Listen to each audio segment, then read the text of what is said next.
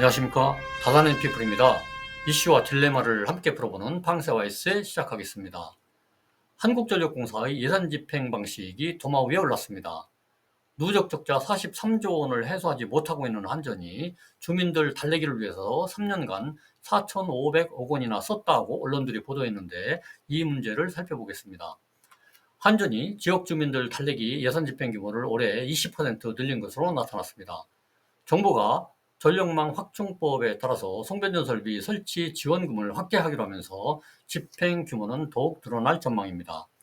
원활한 전력망 확충을 위해서는 주민 보상책이 불가피하다는 목소리도 있지만, 한전의 재무 상황 악화에 대한 우려도 제기됩니다.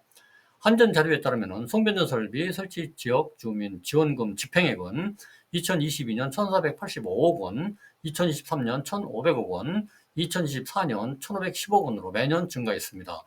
올해 집행 예정액은 1,823억 원으로 작년보다 20.6%가 증가했습니다.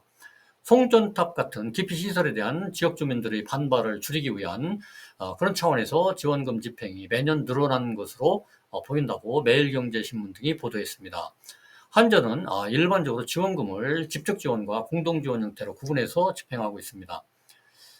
직접 지원을 통해서는 송변전 설비 설치 지역 주민들의 전기요금이나 수신료 등을 지원하고, 공동 지원은 주택 개량 등 주민복지 사업이나 태양광 설치 등 소득 증대 사업에 씁니다. 지역 주민 지원금 규모는 앞으로 더욱 증가할 것으로 관측되는데요. 산업자원부는 최근 국가기관전력망 확충법 시행령 제정안을 입법 예고했습니다. 송변전 설비 설치 지역 주민을 위한 지원금을 기존보다 50% 추가하도록 했습니다. 그리고 34만 5천 볼트 이상 대용량 송변전 설비 근접 지역에도 지원금을 추가적으로 지원하도록 근거를 마련했습니다. 이 같은 조치는 전력망 확충을 위한 불가피한 대응으로 해석될 수도 있지만, 향후 지역 주민들의 지원 요구가 더욱 거세질 수 있다는 우려도 나옵니다. 실제로 동서울변전소 증설 인허가를 미루고 있는 하남시는 한전의 아트센터 건립을 요구했습니다.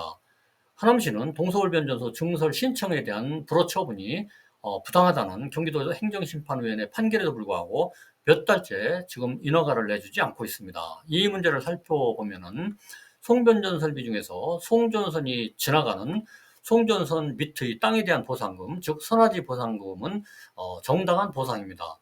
땅을 이용하지 못하게 된 땅 소유자들에 대한 직접 보상입니다.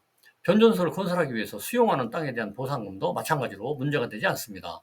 현재보다 현실화해서 보상금을 더 지급해야 할 필요도 있습니다.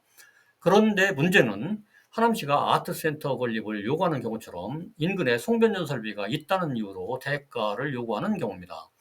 하남시가 요구한 아트센터 건설에는 약 400억 원이 소요될 것으로 보입니다. 전력업계에서는 지역구 시모 국회의원이 개입하면서 변전소 증설 사업이 꼬였다는 얘기가 나옵니다. 아무튼 이것은 심각한 님비 현상이고 갑질이라고 봅니다. 산업자원부가 최근 국가기관 전력망 확충법 시행령 제정안을 입법 예고하는 것은 하남시의 요구사항을 들어주기 위한 방편으로 법적 근거를 만든다고 보는 것이 합리적인 추론일 것입니다.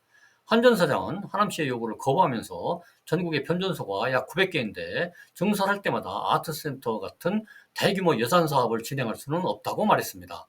그러나 전력망 확충법 시행령이 제정되고 나면은 한전은 이 시행령을 법적 근거로 아트센터를 지어주고, 하남시는 동서울변전소 증설 허가를 내줄 것으로 보입니다. 이것은 밀실행정이고, 다른 말로 표현하자면 누이 좋고 매부 좋고식의 전형적인 담합이라고 할 수 있습니다. 한전이 앞으로 이런 방식으로 예산을 쓰면서 전기요금을 올려도 괜찮은 것인가 묻지 않을 수 없습니다. 여러분의 생각은 어떠신가요? 구독과 좋아요는 영상 제작에 큰 힘이 됩니다. 감사합니다.